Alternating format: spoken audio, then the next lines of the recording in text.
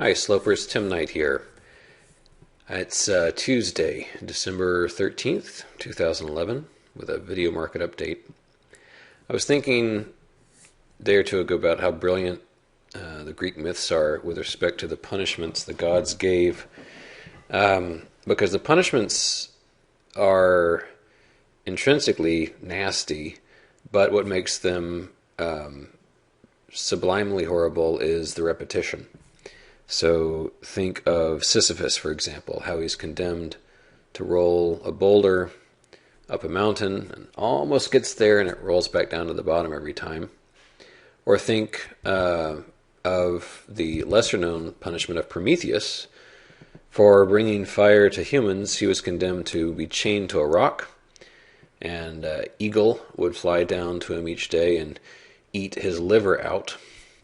Pretty horrible way to die. And then he would be sort of put back together into a live, whole person, so it could happen again the next day for all eternity. I guess you know where I'm going with this, because that's how the market has felt quite a bit recently. This was the first day in a very long while that I've had my liver intact for more than one day. And I appreciate that, market gods. Thank you. Of course, there were two big events today that helped that happen.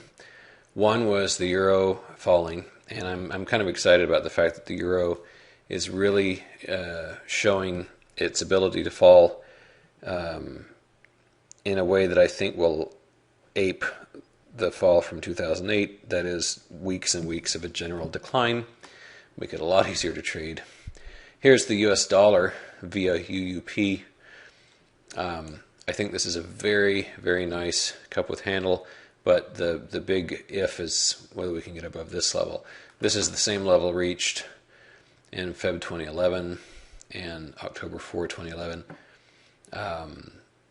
We really got to breach this because it's been a pretty incredible November for the dollar, actually, if you look at that. That's pretty amazing. But that's the kind of base, like this one, that can launch something really explosive.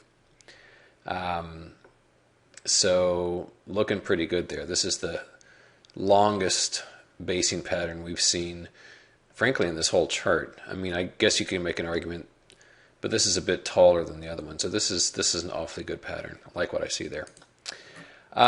Looking at the ES over the past, say, let's try 30 days.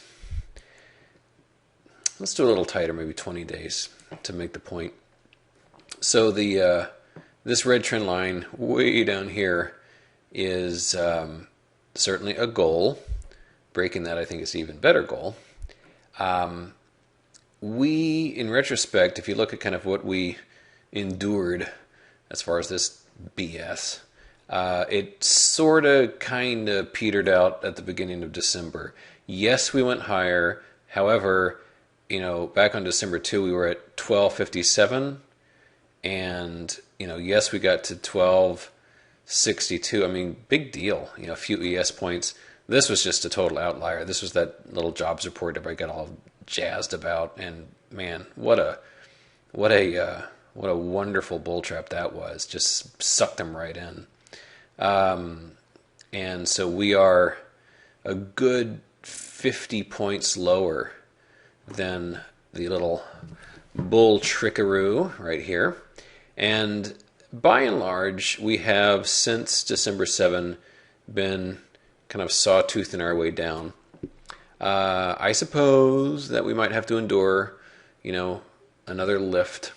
I will say that the past two trading sessions, I came into the day with one very large long position. I think it was the diamonds on Friday and the spiders yesterday. Actually, forgive me. Yesterday was the diamonds, today was the spiders. Sold them both near the open, sold them both at a nice profit.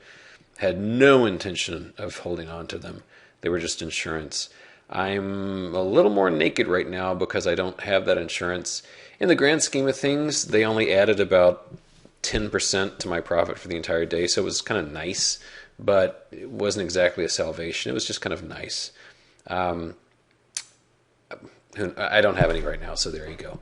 I've got a ton of small short positions. I'm still about 62% committed, and am ready to endure a modest rise higher. Nothing too big, fellas, please. The interesting thing to me also is just how low the VIX is. If we look, let's take this back to a couple of years. The VIX got down to around 23 today. So it's comforting to me that, I mean, let me put it this way. I'd rather be a bear with short positions in a market that doesn't know what it's about to hit them, as opposed to being a bear when the VIX is like at 50 and everyone's running around screaming. It's like, revenge is a dish best served cold. That's how I feel about the whole VIX being low thing. I think it's terrific that people are like, everything's cool, man. Indexes, CompQ. We've still got this island to overcome. I feel a little more comfortable if we could penetrate back into Fantasy Island down here. We sort of see these isolated islands where all these gaps have taken place. This bearish engulfing pattern is helpful, but one more good down day would really clear a lot of uncertainty out of the air. I don't know. Dollar, Tim. Dollar Russell T. Looking pretty snazzy here. Nice allegiance to this Fibonacci arc. Goal 1, break that trend line. That's what we've got to do. I will get very nervous when we get near it, though, because that is these things can support the market, but we'll see.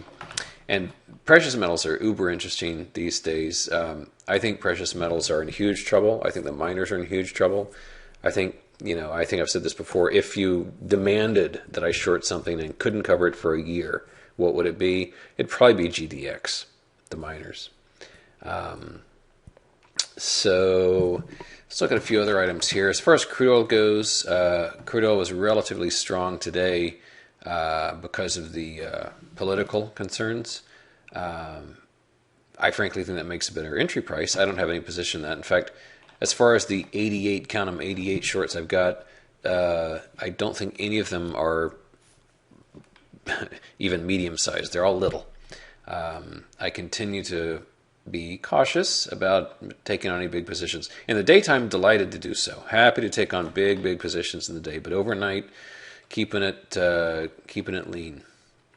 As far as silver goes, this triangle, I think, is just as this triangle here, which I really should draw in because it's kind of helpful, was the harbinger of a big drop. I think we're going to see the same thing here.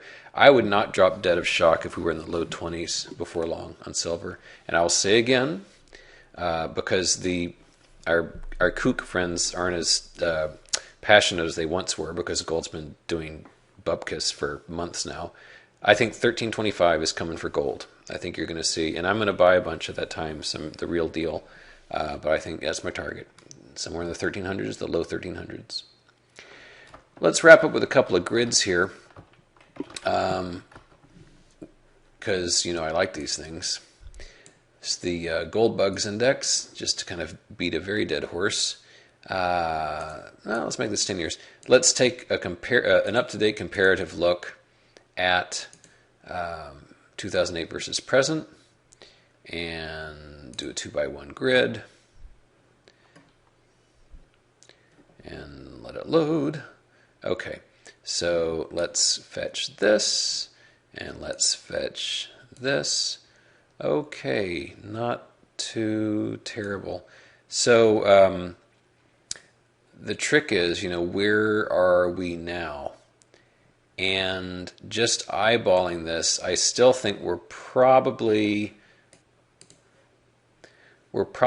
kind of in this sort of area. That is May 2008. And what that means to me is that we've got a decent drop ahead, like so.